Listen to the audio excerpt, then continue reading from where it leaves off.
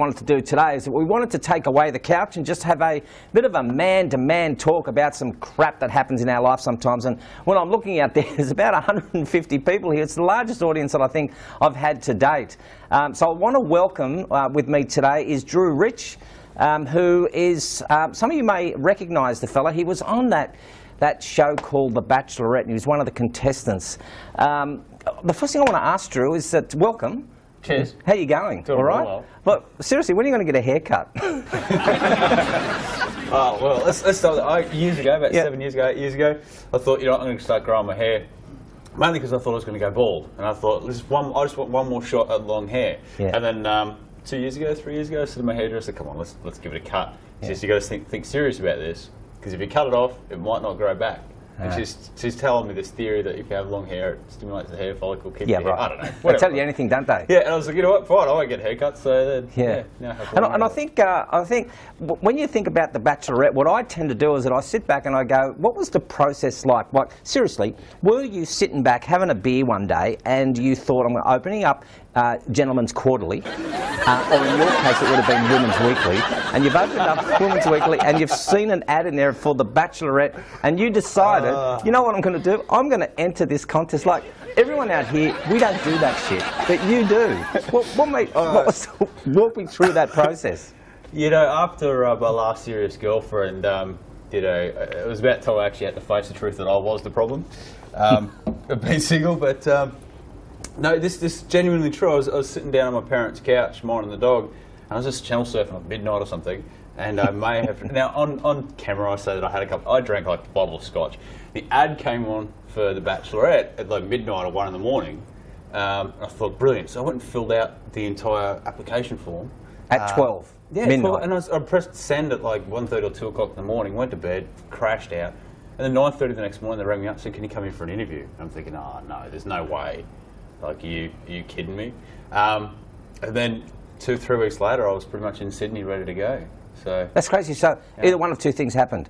Either they thought, fantastic, we've got the person that we want on there. Yep. He's young, he's energetic, he's got a good history behind him. We'll get him on. Yep. Or they went, crap, there's our first one. We just need 15 more guys. And it's been 3 months in the making. I wonder if he can help us out with more guys. They never told you, did they? No. I think I was the token long-haired guy. Well, yeah. I must have taken the token black guy's place or something. Because it was the first day I walked in the house. I'm like, there's like 14 white dudes here. Right. Like, you know, what if she's got a bit of jungle fever or something? You know. Yeah. Just saying. So, is it all smoke and mirrors? Like, is the whole thing is it scripted right from open up the car door, we'll film you, just hang on a minute, Drew, we just need you to do that again, can we film you, we need your shoes. And then go back in the car, do that a second time. It's scripted? Yeah, absolutely. Yeah. That was one of my sort of... something that sort of started to make me feel uncomfortable is the fact that you'd be having a chat and, you know, just blokes just talking about anything, and then all of a sudden you'd have, you know, like how it is here, you have like 3-4 cameras, you know, from producers come in and they go, can you tell us, so what do you think about David talking to Sam? Or, you know, how do you feel about that? Or, you know, what does Sam look like tonight? And it's like, that's fine, let the conversation, you know, it's going to sort of go off in other things, but it was just constantly pushed. But it's a great way to create drama in a show. Yeah, sure. For me, like, I think firstly it's boot camp for singles. If you're a single and you go on a show like that, it's really worthwhile because you do all these interviews afterwards, and so you sit there for 45 minutes and chat your interview, and they're like, okay, well, you know, how do you feel about this? What do you think about that? You know, could you have done this? And you know, and they start trying to get you to talk about your feelings and emotions a lot. Yeah. So when you come out, you're like this raw, open, emotional, just bag of gush when you come out, and you're just like, everything's romantic and rosy. Oh my God, I've had my heart broken. It's oh like, my God. I spent 15 minutes with this girl, I've had my heart broken. It's just, you do it, and you come out, and then every one of the guys that come out of that place is just kind of open to, you know, usually open to... what do you do, the whole time? Okay, so just name another guy who was on there. So, well, David, Michael? the model? David. Michael. So he's out on a date with Sam. What do you do? Like, if it's not a group, like one of those, I think it's a group date, isn't it? And yes, there's group dates and single dates and things like that. So if they're all on a group date and it's 4 or 5 you sit in the house, because you're not allowed to leave, you don't get phones, you don't have any internet or anything like that. Yeah, it's total lockdown. you might have interviews to do. You may have to do a little bit of filming, maybe an hour or something like that. Yeah. They'll come in and do all that sort of stuff. Like, Yeah. how do you feel that the other 4 guys been on the group date and you 2 missed out? I'm shocked. Yeah, exactly. It's just been so, like, I'm heartbroken. I was doing all that, like, poor Alex hadn't got out on a date, and he's just going, and I was sitting there going, Alex, she doesn't need to spend time with you, mate. She's made her mind up about me. Yeah, that's she doesn't right. need to spend time with you. So it's all a she game. knows you're a gentleman. You know, so I was having fun sort of doing that. Yeah, it was an interesting experience, but I would have loved it to have been actual reality. Yeah. Look, they've got a prerogative, and Yeah, they got a product to sell, and I think the product sells well. Have you had the phone call to so that you've been asked to be the next Bachelor? Have you had that phone call? I don't think I would be. Oh, so they just looked at you and gone, flick right or something, wasn't it? Flick right, flick left. Is that how it happens? He's out. The night David went, I actually had a bit of a off camera. Obviously, had a bit of a hissy fit, and then and I was going to walk out that night as well. So. Serious? Yeah, and I actually said to the producer, pretty much, and I feel sort of bad for getting a bit angry, but I just got to the point where I just don't like being manipulated and played to be one character. Yeah. Because nobody's one character. We're all, we can all be selfish. We can all be giving. It doesn't matter who we are. We've all got those emotions, and I don't like the fact that it was this constant. Directed kind of, push. That's just one part of my life. Leave that alone. Let's move on to other things. I'm happy to talk about it, but I just wanted to be. And I think that's what I want to do. I think that's one part of your life. We've had that chat. I just wanted to know a little bit about, what do you do in that time and how scripted it is. So we got that out of the way. But your history's quite interesting. You're an avid. Is yours. Well, luckily today's about you and not all about me. But no, seriously, you're an avid bike rider. From time to time, Yeah. So you wanted to, I think it was about a year ago, you wanted to jump on your bike and do a trek around, not a trek, but a race around Australia. And from all tokens, you were pretty fit, and you also could have broken the record to go around Australia. What happened? In short, I definitely have to take responsibility for a lot of it. Because when I came out, I figured I'll take the approach I do with most things. Go, okay, well, here's the money, here's the funding, this is how we'll do it, this is structured, I will go and train now. And the amount of pressure that sort of puts on you to train 7 to 9 hours a day, obviously you sleep twice a day, all you're doing is eat, train, sleep, there's nothing else. And that kind of pressure started putting pressure on friendships, and because I wasn't really sociable, I needed to build a team and create a team around this, but I also didn't have the time to do that. I relied heavily on friends. So the team wasn't as strong as it could have been because I was very demanding. I was like, okay, I need to do this, I need to do that, blah, blah, and not actually partaking in any of it other than the training. So that was one part of it. But also I started to run out of money, and at that point I thought, okay, well, do I do it? Do I not do it? And I thought, I don't want to get halfway around and then go, well, we've got nothing left, how are we going to do this?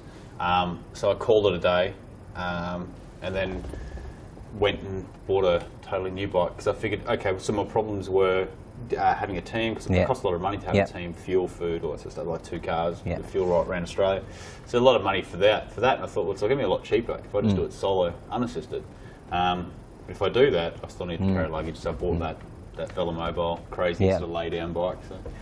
Yeah, and I think you probably you get to a stage where if you are doing just the streets and doing some training on a Velomobile, people just pull you up. They just go, "What are you doing? I want to sponsor you." Did that sort of stuff happen? Yeah, absolutely. Yeah, it's just a moving billboard. It just grabs so much attention, which is a bit frustrating when you're actually trying to go for a ride in it. Because you're trying to, it's very, very different to a ride. It's nothing like any bike. The only relation to a bike is the fact you have to pedal it. Apart from that, it's just not even similar at all. Yeah. So.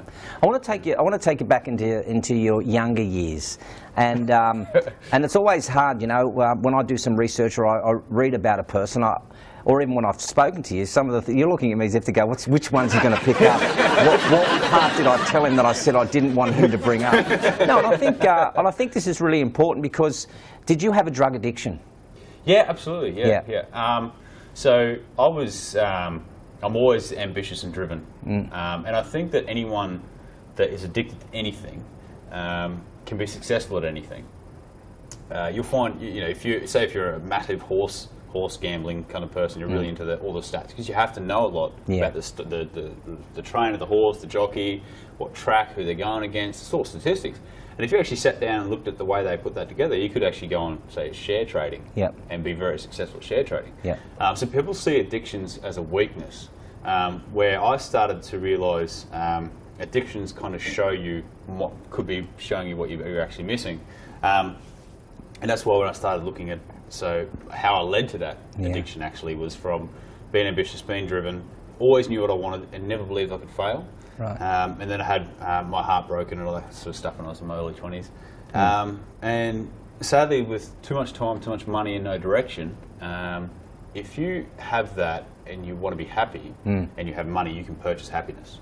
Right. And that's what people don't realise is a part of addiction is the fact that you can go and try and become happy, or you can be like most people and go, oh, I'll just sit around and do whatever I can. I'll buy something to make me happy.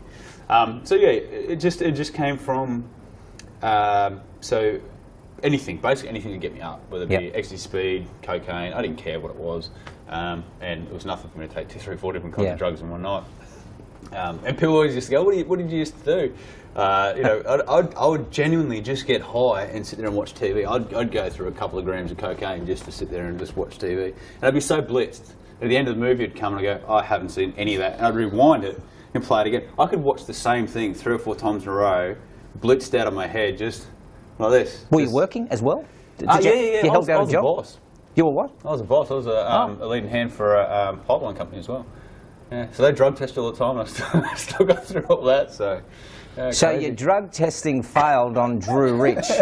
So how did that work, boss? But that was about, how many years ago was that? Was it 15, 20? No, so that was in my early 20s. So we're talking at least 10 years ago now. Okay. So I guess maybe about 10 years ago the drug testing for you clearly didn't work. No, there's ways around it as well. Oh, right. You can in our next episode, we're going to be talking to you about ways to get...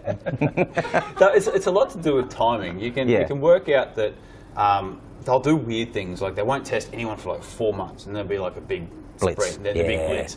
And then, like 2 weeks later, they'll sort of go, oh, we'll better do them again. But then realistically, they're not trying to catch anyone. They want to get you at the start, and if the job's starting to wind up, they'll start pushing the drug testing again. But during work, realistically, it's pretty rare you'll get tested.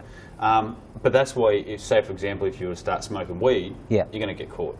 But if you're taking things like cocaine, it's out of your system 24 hours, tops. So, you clean now?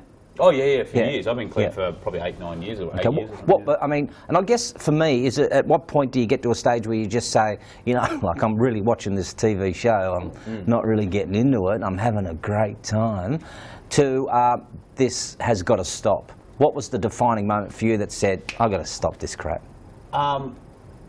You would think it'd be like things like near-death experiences and things like that.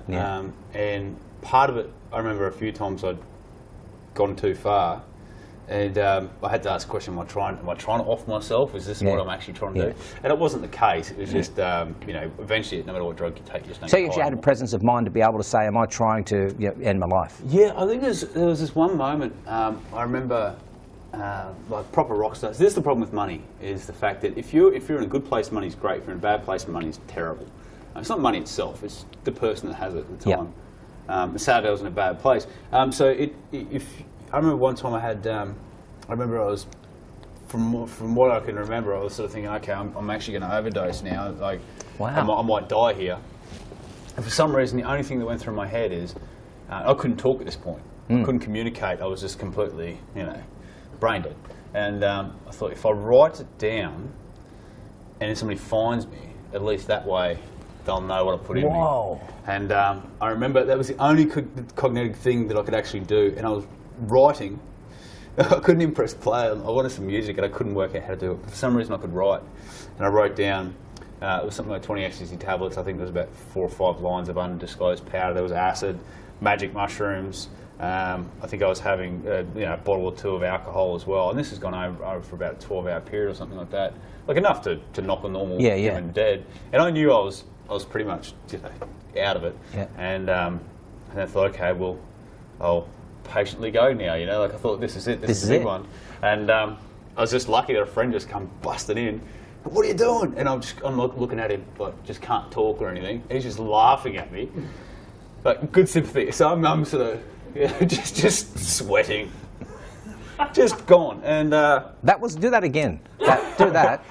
That was the shot they took you for Bachelor, for the Bachelorette. That was it. That's the shot. Remember that shot? That was the one they caught him on. No, go on. Sorry. But it's true. That's true. I could do drugged up real well. Wow. But yeah, that was. You would think that would be the moment that stopped me, and it actually wasn't. That was the moment I thought okay, this is going to die, but at least And I sort of realised I don't want to die. I just want to get high.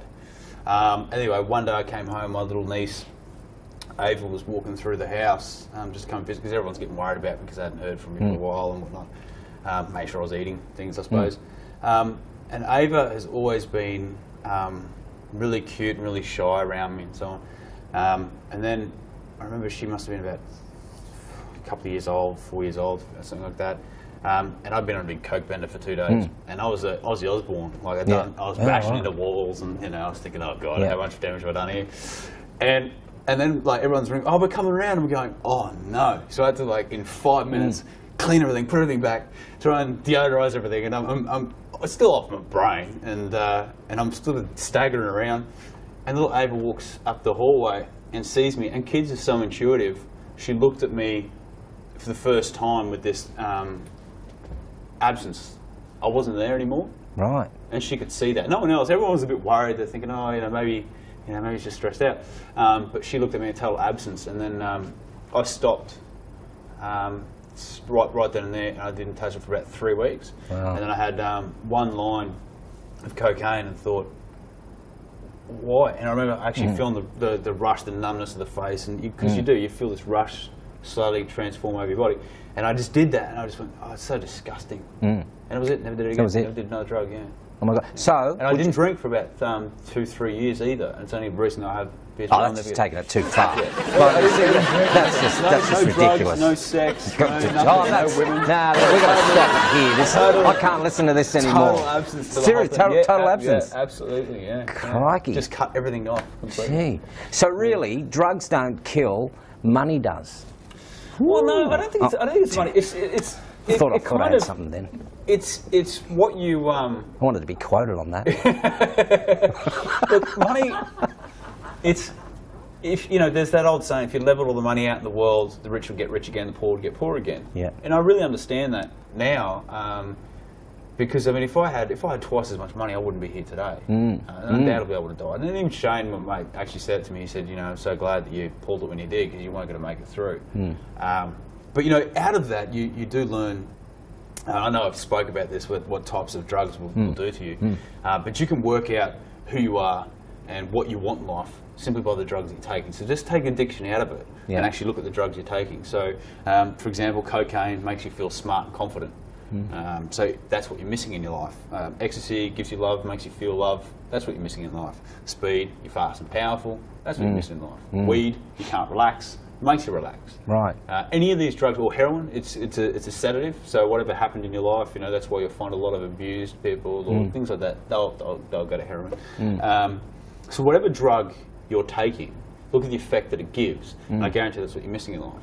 And that's why at that moment after I was sobering up from all this, I went, hang on a second. So I was addicted to all these drugs that give me uppers. Yeah. Because I didn't feel very, very confident or smart anymore.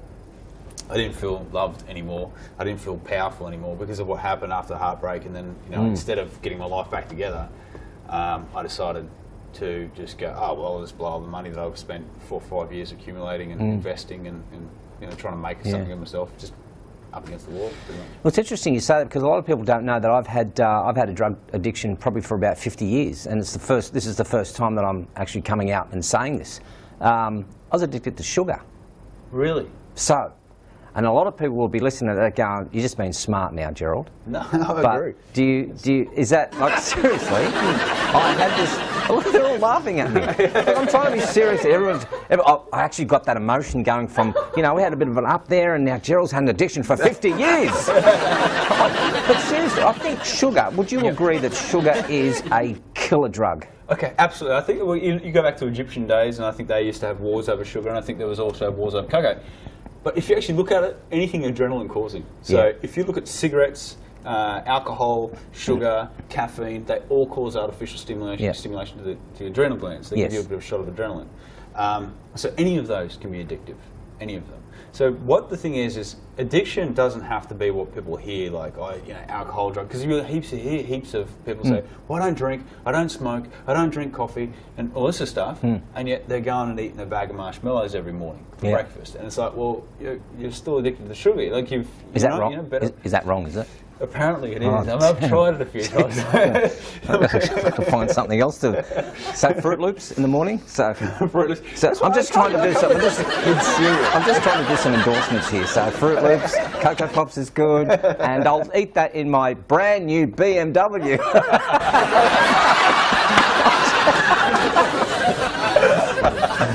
Seriously, so... Okay. You always got an F out there, that's good. Oh, yeah. That's right. So, I need to ask you then, I want to stay with the younger years. Yeah. Have you had piercings? Many. So I'm looking at you now and I'm going, of course you did. That's unbelievable. Okay, many. Absolutely. So what was the reason, before we go into where they are, maybe what's the reason that you had your piercings done? Oh, right. Well, so I was about 16, I remember, 15, 16, I had a girlfriend, and this our mutual friend sort of thing, he got his nipple pierced, and I thought it was the gayest thing under the sun. I'm like, you know. Yeah. And I was about 20 at the time, and this guy I worked with went and got his nipples pierced, and I thought, that's the gayest thing ever, right? Yeah. And then probably a couple of months after that, I thought, yeah, why not? So I just got to tell him, I'll give it a shot, because you can always take them out. So I went and got my nipples pierced, and I thought, that is the most painful thing I think I'll ever do. Right. Because I remember so the first one went in, and I was sort of doing the usual, that hurt, like trying to man up, like. Ugh. Second one went in, and my first reaction was to get up and hit the guy. I was like, oh, sorry. Yeah. Because it's just this, it's like you're getting punched twice really hard. No kidding. Well, kids, let's go home today and say, hey, Mum, I've got a new activity I want to do. Like, seriously, people don't get their nipple pierced because your mate's got them done. Oh, look, it's just crazy. You're seriously, you're missing something. And then it's once again, it's a weird kind of sensation. So I sort of got this feeling like, well, I can pierce anything now, And I started looking at... I'm sorry? I can pierce anything now. I thought he said that. So I started looking at all sorts of piercings, because people do the between the nose and all that sort of stuff. Yeah. And I started Googling, and this I got one of the Maoris I worked with, it might be someone, anyway, he was talking about in his culture, might have been Hawaiian, to be a real man, you had to make, your woman had to orgasm during sex and all this sort of stuff. Right, yeah. And they used to put, apparently, coral and things underneath the skin of the penis. Who did that? Apparently, this is where it sort of comes from. I don't know, it could be total rubbish. They used to put bits of coral and stuff, or round coral underneath the skin of the penis. That way, you'd have like a studded. It's a couple of big kahunas sitting at the back there. Yes. Seriously, so yeah. Okay. So then I got a fascination with it, and then. So it took me 2 years to actually find someone that was crazy enough to do it. And I was like, yeah, let's roll. So went and did it. Which, another brilliant story actually. So I'm in Melbourne, I finally find someone to do it. And I'm living in Melbourne at the time. And this brand new roommate, you just lost me. Where did this go? Yeah, go on. And he goes, oh, do you mind if my girlfriend lives there? I said, I don't care, man. Do whatever you want. Your house, my house, Newcastle, Newcastle kind of thing. Yeah. And so she's living there. Anyway, and because I'm nuts, he's like... Go get nuts. See what he did there? I said, look, come on around, I'm going to go get this done. And he's just like, you're crazy, I can't. And all the guys at work went, oh, you're just bluffing. Anyway, so I went there, and they laid me down. And because it's obviously something that doesn't happen very often, I had the piercer here, I had his trainee here. They put my roommate's girlfriend at my feet. So she had like that view of everything that's going on. And my mate's sitting here next to me, like sitting down. So I had 4 people in this room. Holding you down. Yeah. And then I'm just sitting there going, oh my. And it's just like, right, get your pants down. I'm like, oh, okay. So I'm naked in a room with 4 people. Going, what am I doing? Yeah. So later, and then, so what they do, because they've got to obviously get this lump of steel underneath you. You make it sound like you obviously have to, like, I've researched this and I know. Okay, so lump of steel. Ball bearings. They're actually industrial grade stainless steel ball bearings. Like what you would find, they're medical bearings, but they're what you would find in cars or a skateboard. Skateboards, and they get this kind of spearhead-looking scalpel like this, right? It's kind of like an arrow, and what they do is they get these forceps that have got like a hole in the middle, same as what they pierce your tongue with. Yeah. So anyone's had piercings, you would have seen that kind of thing. Yeah. And they grab the skin kind of like that, and they pull it up, and they get a little torch, make sure there's no veins that they've caught. They're like, okay, we're good. And then get this spearhead scalpel and go bang, straight through it. And you're left with 2 holes either side. Right? And then let the skin go. This is graphic, by the way. They let the skin go. And then they get this rod, and it's about 8 mil round. So it's just shy of a centimetre, this thing. It's quite thick. And they push it through the 2 holes. So you get like, there's your... I'll go my arm. Looks better. There's your penis. There's your whole colour. And they get this rod that's pushed through like that. Yeah. So it's sticking out either side. And they put this bead on the end and pull it through the first hole and then drop the bead off and let it go. And then you end up with 2 holes and a bead in the middle. Yeah. Gotcha. I'm just visualising it, that's all. Yeah, so you end up with 2 holes and a bead in the middle. Yeah, gotcha. Yeah. I'm there. Yeah, so I did that 6 times. There's silence out there. You did that, so okay. I'm going through a process of maybe being very clear and having clarity. So you've had, are they piercings or implants? Implants. They're implants. Yeah. See, I could go piercings. I'm kidding. So piercing sounds right. No, a bit of skin, but you've got 6 ball bearings. Yes, under the surface of my skin. Permanently. So if you look, it's like if I had 6 ball bearings. If you look, you just I can't wait to go to the toilet. So if you actually looked at my skin, it's got 6 ball bearings underneath the skin, so it looks like a, yeah. Are they still there? Absolutely, yeah. But they're coming out Wednesday. Actually. Oh, they're actually coming out. Yeah. After, God, 6. I don't know, 6 years, 7 years, or something, maybe. Maybe, yeah. It's because it's painful?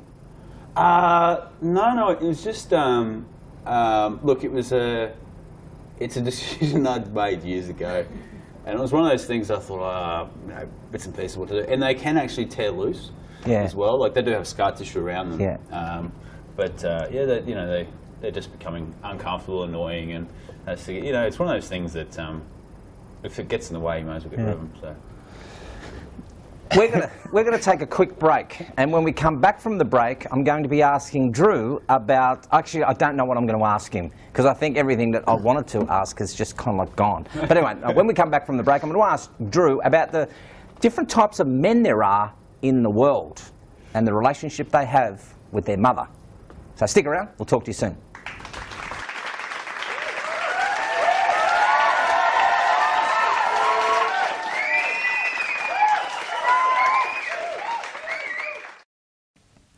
Hi, Meg here from She Skills. Many women lack confidence when it comes to maintaining and improving their homes. Have you got a list of projects waiting to be completed? Well, don't wait for a man. Pick up a drill and do it yourself.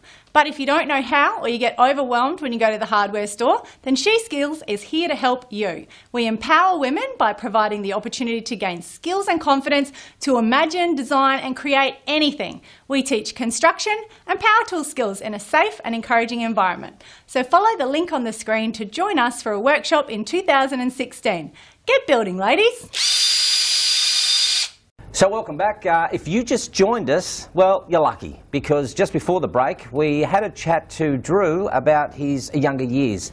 And of course, just rewind, have a listen to what we spoke about. But I'm really interested to talk to Drew about a couple of things. And one of those things is around the 3 different types of men that there are based on their mothers. So this is interesting. So I've heard a little bit about it, but I think I need you to convince me, because I'm trying to work out which man I am, or maybe not. So go through those blokes for me. I think before I say it, I think that a lot of people sort of grab that idea and think that it's 100% right.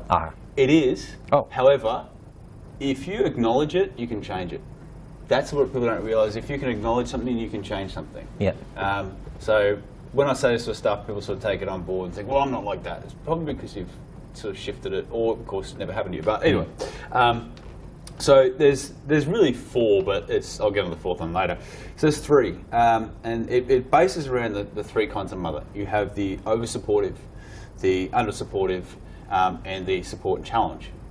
And to give you an idea, an over-supportive mother is the kind of ones that, sort of mollycoddle the baby, wrap it in cotton wool, breastfeed it till it's 9, all those kind of weird things that, really just, there's no reasoning to sort of protect your child that much. You should be out there climbing fences and falling down and hurting itself. And they just go and spoil them. Anyway, it's like, Mummy, can I have this? Of course you can. Here you go.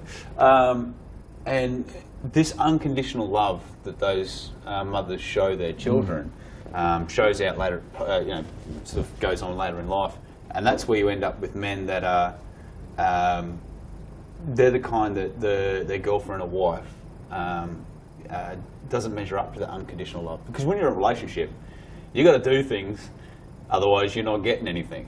You can't just come to a house and go, well, I'm here, clean up, look after me, They're just going to look at you, why am I bothered with you, Here's your child, look after your child, things like that, But they sort of look at you and they think, well, you're just not good enough, Because their first understanding of love was this idea that every woman should just do everything for you.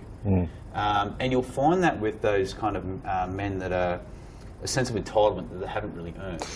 And you'll see that a lot. And it can also lead to destructive and abusive relationships. It takes about a year normally before a relationship turns to violence and so on. But it's because they're trying to slowly control you, like, be like, do this, do that, So it can turn violent. But in saying that, once again, if you can sort of go, my mum used to just baby me all the time, you can simply go, well, not all women are like that. The women that are worth having aren't like that. And then, of course, you can have the abusive ones. And the mums that probably were mentally destructive in your youth. And they're the ones that they either didn't care or made you feel probably insecure and so on and so forth. So you might grow up disapproving of women, especially if you're a heterosexual male and you sort of disapprove of women. You think, well, you're just lower than me. Because that was your first understanding of women, is the fact that they're just this piece that just is destructive to you. So then they're lower than you, and then all of a sudden they become items. And you'll find, in those cases, you'll see guys that either sleep around a lot or are in relationships that are kind of more destructive. That way they don't have to be so connected with them. And maybe a year or 2 or 3 or 4, whatever, they can just brush them off and go get another one. And then they become more items. And then you have the challenge and support mother, which is undoubtedly the most interesting. They're the ones that you can see they're attentive with their wives, so they'll sit back and, do you have time? Like, say for example, they start having a conversation with them. They're like, okay, do you want to talk about this in private? They're very, very, they're there, they're present. That's the main thing. They're present, when they're at other times they're sort of not necessarily that engaged. The other guys. So yeah, you can watch these kind of men that are happy to go to work, come home, look after the kids, be intent to their wife, and sort of generally be pretty productive in the home. And then of course you have the 4th one, which is the best way. It's very rare, of course. It's usually if a mother either runs away, dies, something along those lines. You'll find they're the ones that usually end up going with older women, or women that are a little bit older, because they're trying to find that mother figure. Which but once again, it's not always the case. No, It's just you can see it like. You can see even in some celebrities and stuff. You can actually see what kind of you obviously can. they're in the limelight. Look, Hugh Jackman. I mean, his mother left when he was very, very young, and it's not saying he doesn't love his wife, but his wife is a few years older. And I found this. My mum took off when I was 12. Now that was old enough to still have a mum in my life, but she wasn't there, and I found myself, even in my younger days, I was always sort of going for women 2, 3, 4, 5 years older. It doesn't sound like much, but when you're in your teens, 18, 19, 20, 21, and you're always with these women that are 24, 25, 26, I was like, oh. And even recently, I found a few years ago, about a year ago, I started so the last sort of I found this girl was about 7 years older than me. I go, hang on, so she's pretty much 40. What, you know? And I was like, I'm starting to notice this pattern in myself. And of course, I also end up with the sort of more destructive relationships, a little bit more aggression, you know, so to stop me from getting so involved. But once again, once you acknowledge these things, you can change them. It's not easy, but you can change them. So I know you're generalising a lot there, but like Absolutely, you say, if you don't acknowledge it, you can't change anything. So you're saying that if a person does see themselves in an abusive relationship, they can probably look back and see maybe the relationship they have with their mother. Yeah, absolutely, Yeah, okay. And then what do they do with that information? They just sort of like say, well, this is it for me, this is what I'm meant to have, you know, I'm meant to have this. Because there was an example, I don't know if you saw the one of the On the Couches that I did just recently with Laurie Mitchell. Hey, Laurie, if you're watching this, amazing woman about speed manifesting. And her father was married 10 times. It's like speed dating. Yeah, and she was the product. Yeah, she was the product of the first marriage, but then it wasn't twice or 3 times or 4 or 5 or 6, but 10 times. Like everyone that was in the audience there, you could hear them just starting to laugh. I think out of awkwardness after the 6th or 7th time, and then disbelief, you know, when it got to about the 10th time. So what's that all about? What's this guy's story? Look, the things I speak about when. It was obviously experiences from my own life. Researching, I've done little bits here and there, but realistically it's just sort of reflecting on my own life. But you could obviously see that, you know, to have that kind of thing, he would either have, it could be any one of the 3 realistically when you look at it. I mean, he could have the kind of dad, the kind of mum that was either too doting and therefore every woman wasn't good enough. Right. Or of course he could have a destructive kind of relationship with his mum that way. You know, but I think Dr. John DeMartini sort of put it best. This idea that we are all fixed on dopamine, trying to have the right relationships, is a bit of a farce. You end up in relationships that sort of give you sort of what you're trying to repress. So you know, if you for example, you know, parts of my life I'm sort of, you know, focused and driven and so on, and want to be this and want to be that, and I've always ended up with girls a little bit opposite. Still got a lot in common, but there's this little part that says that they sort of like relax, stop, calm down, slow down. And I always found other women that are really aggressive and ambitious. I'm actually kind of attracted to, but I sort of, there's this spark that isn't there. And then you got these women that are just totally opposite. I sit there and go, why? Just get off, do stuff. You know, be ambitious, be driven. And they're like, no, calm down. And you'll find that in most relationships, or more successful ones, they have that little bit of opposite. So whatever you're trying to repress, you create. And he was actually talking once about children. And whatever you repress, you create. So people that have a total, like say if a dad has a total fear of having a gay son, chances are the boy will come out, not really gay, but have this kind of femininity to him, and has this kind of, you know, the dad's like, oh, why is he, just man up, do this, toughen up, you know. And it's like, because you're repressing it, you'll create it. And when you look at family dynamics and things like that, so that's actually from a doctor. He's done the research. Good. Look, he talks about family dynamics and things. So. Fascinating stuff. I want to talk to you now about the real reason that we're here. And I like having a bit of fun about this, because there's a lot more to you about, you know, than when I just chatted to you the first time. So in your younger years, we know that we do a lot of silly things. I've done some silly things, and of course, it's great listening to your story. But to me, you seem like, before I've met you, like on here, you seem like a really A-type personality. You're driven. You want to achieve goals. You want to make things happen. You know, it's hard for you to sit still. You know, it's even like helping me upstairs with some of the filming that we were doing. It's like you're organising everyone. So you're a driven person, and in 2011, you cycled around Australia for Parkinson's disease. So you did the charity. How long did that take you? Well, I actually just cycled across. Oh, across, okay. Yeah. So that's obviously a bit of a long story behind that as well, actually. So just about 8 months before, I was sort of training and building, developing all these bikes to try and work out how I was going to do this ride. And I wanted to ride from Perth to Surfers through the bottom part of Australia. It's about 5,300 Ks. The reason I picked the route was there's 5.3 million people that suffer Parkinson's disease. So I felt like every metre Right. was a person. So Well done. every metre travelled was a metre of, you know, for that person. I'll never know, sort of thing. So there's a method behind it, but also Michael J. Fox. Years and years ago, I always sort of, I was whatever happened to him, you know. I knew he had Parkinson's, but he just disappeared. Yep. And I was saying to a friend, I wonder whatever happened. And just the next day, I walked past a bookshop, and there was, I think it was Always Looking Up, or no, it was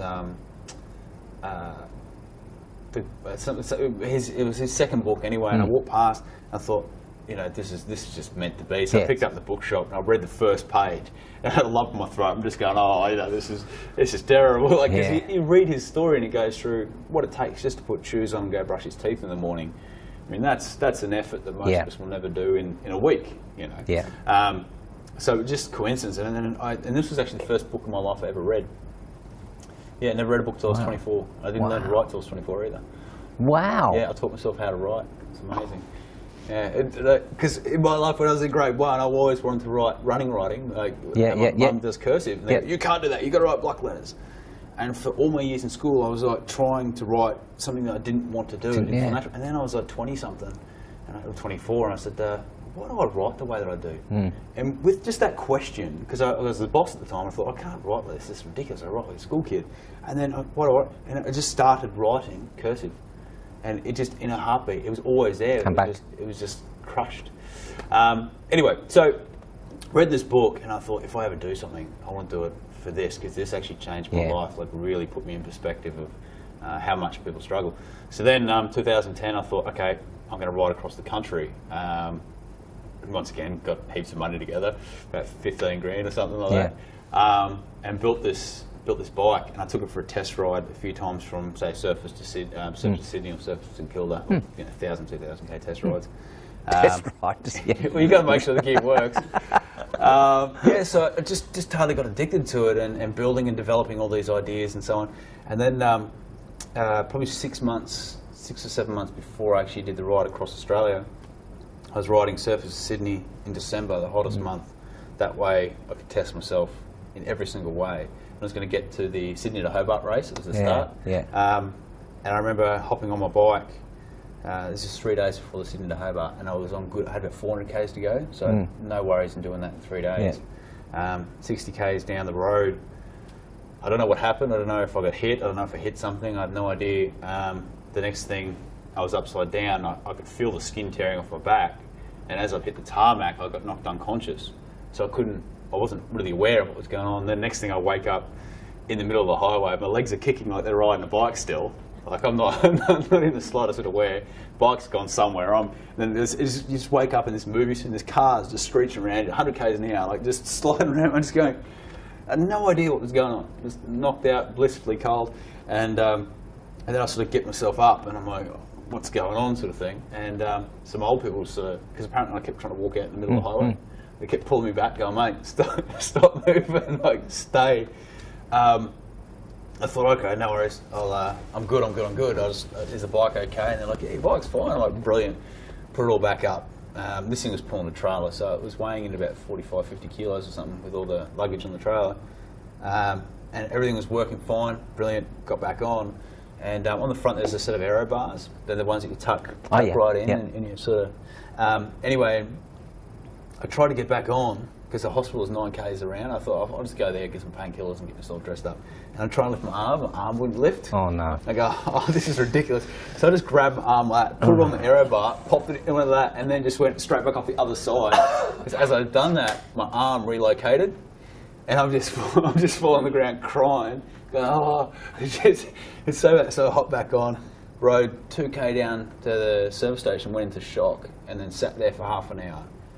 Talking to a friend of mine on the phone, and he's in Perth, he can't do anything, and he's sort of thinking, you should be dead. Like, sort of after half an hour, had something, calmed down, went to the hospital, and then they said, what's wrong? And I couldn't talk. I just tears and so on. Like, I was obviously in pain, there's blood everywhere, and took a Petadine Fort, went back to the hotel room for the night, had a beer, woke up the next day, and rode the next 400 k's in the next 2 days. With my AC joint still sticks out, and then it took me 6 or 7 weeks to move my arm. It took a whole year before I could do one push-up. Never did medical treatment, nothing. I got full movement of my arm now.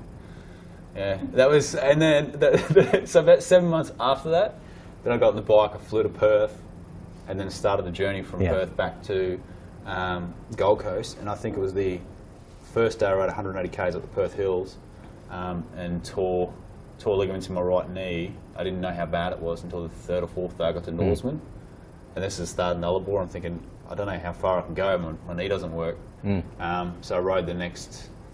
Was that 1,700 k's, 1,600 k's, or whatever it was on my left leg across the Nullarbor. So, goal achieved. Goal achieved. Yeah, absolutely. Yeah, broken bones, skin off your back. Old ladies helping you from across the road. Yeah. Goal achieved. So now let's fast track this. We're 2015 coming into 2016, and you decide to ditch the bike now, but you want it to stay on 2 wheels. Oh, 3 wheels maybe. 3 wheels now. Yeah, 3 wheels now. pedaling. Yes. Have I told you about my 3-wheel trek? Later. Cool Earth. Yeah. Cool Earth was Cool Earth. Yeah. Oh, okay. Who you were raising funds for. Funds for, yeah. That's another day. We'll talk about that another day. I think it's pretty cool, right? No. Cross the way. Not gay. Will you stop? This is about you, if you don't mind. That was crazy. We had implants before we went. So 2000. So everyone that's just tuned in now has gone, what's he talking about? Anyway, so now we're into 2016, but now you want to ride a velocycle. Yep. And this time it's around Australia. Yeah. Okay. So, I'm thinking a velocycle. Everyone's Googling now velocycle. Around Australia, and how long do you think it'll take you to do this? I think the record for it's never been done on one of those the Velomobile trike things. It's been done on trikes. It's been done on a road bike. So the road bike. So this September last year, I was going to attempt to ride right around Australia, normal push bike, and it sort of just fell apart basically. And I thought, okay, I have to restructure this. I want to do something that's never been done. So I bought a Velomobile and thought, this is how I'm going to do it. So started building that, started getting that ready. So hopefully, if all works out well, I think the trike is about 40-something days, 42 days, 43-day world record. I think the normal road bike's 37 days, 20 hours, 45 minutes to be exact. But that's assisted. So I want to go solo, unassisted in a Velomobile. So it's never been done, never been tried before. I mean, this thing is a moving billboard. It just looks like a crazy spaceship. You know, people think, what is this thing? How does this even? When they get inside, it's so simple. There's just a guy and 3 wheels and 2 little handles. That's pretty much it. You know, it's there's not much inside it. But so you reckon 36 days to go? Well, I really don't know. I think I could probably take out the fastest, and the reason being is you don't feel wind in this thing. Right. Like a normal bike, to give you an idea, to go from 30 to 40 k's an hour, takes 95% more power to do that 10k. In this Velomobile, it would probably take from 30 to 40 k's an hour, maybe only about 40 or 50% power. So it's extremely efficient. The downside of this thing is once you get below 20 k's an hour, it's heavy. It's heavy. It's slow. Climbs the hill a lot better than people think they do. Slow, but because you lay down and relax and just sort of think over, it's great. Is it a steering wheel or is it a bike wheel? Two little handles like that, and it has steering that is so precise that if you just move it kind of like maybe that much, you're over there. Like so it's more weight then distribution. If you move your weight, would that move? Not so much, but what I actually brake steer. So like if if I want to turn left, I obviously use my left brake, and I actually turn back right. Because it's 3 wheels, if you get the back wheel out, you can sort of do that and stay stable. But if you try and turn into a corner, you flip. So bit of left brake and then sort of back steer, and you just sort of slide around the corner. It's actually a lot of fun. But it's just crazy. Like this thing moves so fast, and you're about that close to the ground. Like you're only about, I think your feet actually can scrape on the ground, but your butt's about 40 mil off the ground or something like that. Are you looking for sponsors? Absolutely. Okay. So I would be thinking, you know, if there's a whole bunch of people out there that are looking at, wow, I want to see Drew go right around Australia in this crazy Velomobile. If I gave you $5,000, would that help along the way? Absolutely would help along the way. I think the total trip should probably cost about 15,000. Oh, okay. So it's really, of course, you know, I've been funding this sort of stuff for a long time. I mean, the bike itself is $14,500 just for the bike. Okay. There's thousands of dollars worth of equipment inside as well. So I mean, you know, I've done all the hard work. It's just more, And your charity in 2011 was Parkinson's. What do you want to do it for this time? Yeah, anything to do with anything to do with motor neurons. Obviously, anything that stops people from doing anything physical. And once again, this is when I talk about choose your suffering, or nature will choose one for you. I really think that it's not always the case, but to have your physical ability stripped from you, it's something that just horrifies the thought of. And if anyone's got time, just read even the first page of any of the Michael J. Fox books. That way, you'll know where my sort of passion and motivation come from. So, anything to do with that, muscular dystrophy, and I think that's definitely the path that I want to get sponsorship for. So, we have had an amazing time on the Point TV. For those people who have been watching this for a while, we've had a couch and we decided to change this up and mess it up a bit. I've really enjoyed this morning. Actually, it's this afternoon if we're drinking. I've really enjoyed this morning. We definitely got serious on a lot of topics. It was just like highs and lows. But this has been one of the most interesting and I think thought-provoking and open discussions that I've had for a very long time. Drew, I want to thank you so much, and please, if there's anyone out there that wants to sponsor Drew around his trek right around Australia in this crazy mobile, well, seriously, just how can we contact you? Will I put the links on the screen? Yeah, let's put the links on the screen. We'll put all the links on the screen and email the guy, and let's wish him all the best. Thank you so much for watching on the Point TV. We hope to see you on the next time when we're here with more, as you know, interesting guests. Thanks very much.